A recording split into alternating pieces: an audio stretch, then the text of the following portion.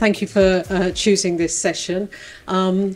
This is about, this is our title, and we took this title because that's what the title was of the Business Culture Award 2023 bid that we won last year in the coaching and mentoring category. One of the wonderful things about working for Transport for London is that we can pretty much guarantee that you've all been our customers today. Whether you've walked or taken a train or come by a car or bus, taxi, bike or even cable car, you've travelled on our integrated service and one of the largest integrated transport services in the world. I won't go through all these numbers, but just to say that you can imagine we are a 24/7, very busy. We take 10 million plus customers every day through the organisation, and 26,000 of our colleagues look after that, directly employed by Transport for London, with another sort of 45,000 who are not directly employed by us. We're highly political, in this week particularly, very resonant at the moment, so we work for the Mayor. And we have, within this, 4,500 approximately people leaders, and I'll explain why we call them people leaders in a moment. So come COVID, like a lot of organisations, we think, as we say, you're all our customers, we thought we had a pretty much a monopoly on transport within the capital, except we now have a competitor, which is your home.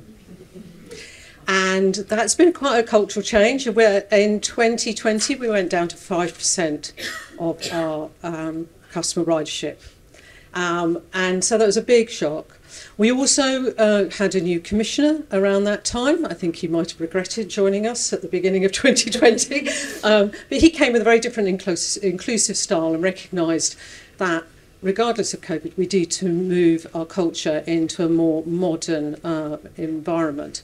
And we brought in 3 values through a great collaboration, consultation within the business, and they are caring, adaptable and open, and to make sure that every journey that you did today matters to us. So what it also meant in HR, we needed to think about how we operated, fitted with those values, and they didn't always. So we needed to make sure that we really reviewed almost everything we did, and as well as also wanting to make it a much more inclusive environment. So some of the things we did is we brought in the values, but we also brought in a very much strength-based culture, particularly around learning and development. We moved our line management, we now call them people leaders because they are key to delivering our changing culture.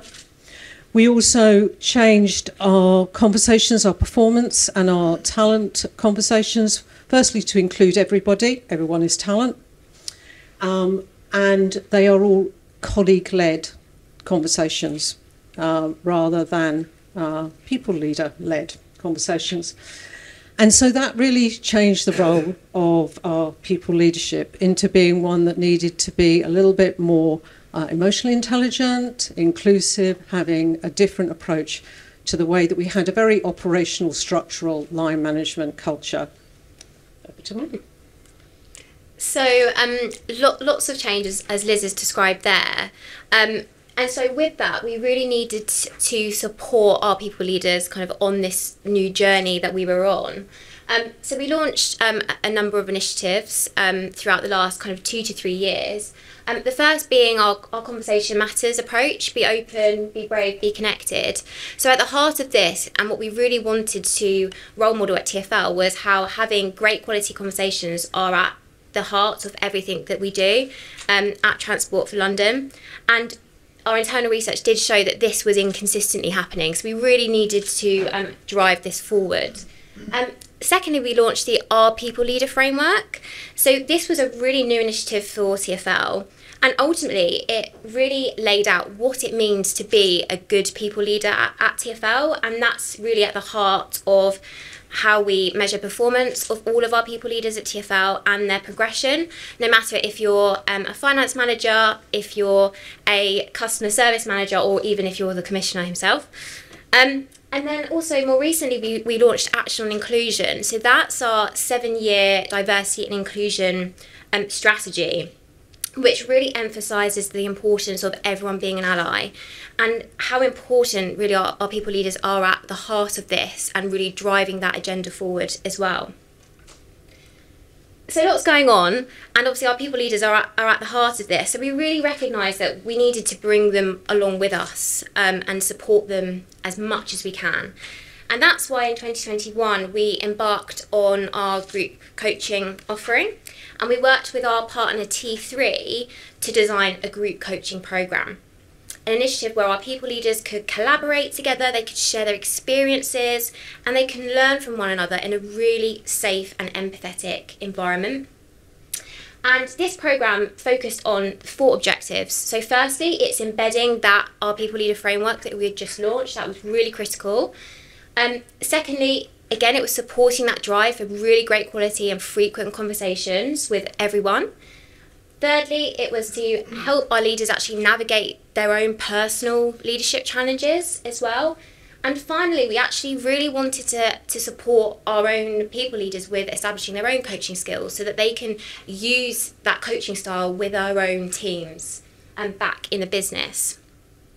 So how does it work then? So from 2021, and we're still rolling out the programme as of now, we take a group of 8 participants, 8 people leaders from all across our business, so frontline staff as well as people in our kind of HQ, all at a similar level, and they come together every 4 weeks collectively with an external coach delivered by T3. And throughout these 6 sessions, the course navigates them through each principle on our people leaders framework. And coaching really offers insights into this, and the group shares their own personal experiences as well. Participants receive open and honest feedback, which is brilliant. There's lots of practical resources that are shared as part of the programme as well. And the whole point is that we want to bring our people leaders together with people that they haven't met before from different aspects of the organisation to really help them through similar pinch points, kind of leadership development gaps that they might have, to work through solutions and come together to think about actually how might you do that differently, or what could you do next time, or how can we support each other with these issues. I think something for us which Liz and I really love about the group coaching programme and group coaching in general is that it really carves out time for our people leaders to actually reflect and think about actually, how am I acting as a people leader? How am I supporting my team? What are those pinch points? What are those gaps that I have? And it's also about setting that accountability, I think, as well. So the group coaching really ensures that our people leaders are accountable. They turn up every 4 weeks. They have practical implementation activities that they have to do afterwards. And also we were advocating that they kept that group throughout, even after the coaching programme had finished, so that there was that continuous dialogue and support there. So where we are at the moment is we've seen some really great stats and some great feedback coming from this programme, which we're really pleased about. So you can see that 97.6% and nearly 98% had a positive engagement with the programme. Lots of goals were set, which actually I think even just setting development goals, we've struggled with that as an organisation actually. People actually setting not just performance objectives but development objectives. And people have been doing that, our people leaders have been doing that and actually following through with that, which has been brilliant as well. We've seen confidence increase from 3 out of 10 to an 8 out of 10, which is brilliant.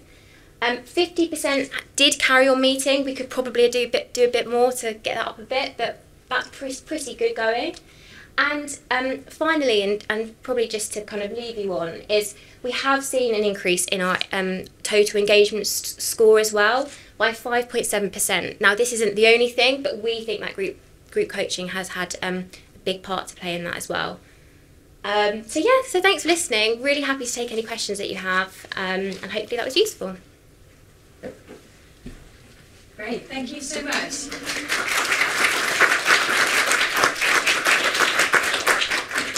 So So, from the floor actually, do we have any questions, things we'd like to ask? I'll try without the mute on. Yeah, go for it. So after you... Thank you. So after each coaching session happens, so once every 4 weeks, what you mentioned that there's some like homework, for example, which they have to go off and do until the next session. What would be an example of that kind of work to do? So that's up to them, really. Okay. So they will agree their shared goals, all come with certain things, and we focus each of the... So the Our People Leader framework has 5 elements to it. So we focus first one on the sort of introduction to the process, getting them to think about coaching, and then we focus on each one of those. So one might be about creating an inclusive culture within your team. So they talk about their own goals, and then they'll talk about, well, then which of those are the ones that keep them awake at night collectively, and normally they have 2 or 3 collectively, so they'll work on those, and then they'll go away and go, well, what are you going to do differently? What are you going to do as a result of that between now and the next time we meet? What are you going to go and practice? What are you going to go and somebody says I need to have a difficult conversation, so here's the group to help you have that difficult conversation. They'll go away and have that difficult conversation and then report back. That's a very simple example, but there'll be lots of things. So each coaching session is structured in a way that it's, what did you do? What are we going to do now? What are we going to do next, sort of thing. And also within that time period, the coach is very skilled at going from coach to facilitator and getting them to coach each other, so they're developing their coaching skills on a sort of meta level as well. Great. Another question? Do you want the mic? Yeah. It obviously looks like a really good programme, so firstly, well done, and thank you for sharing this.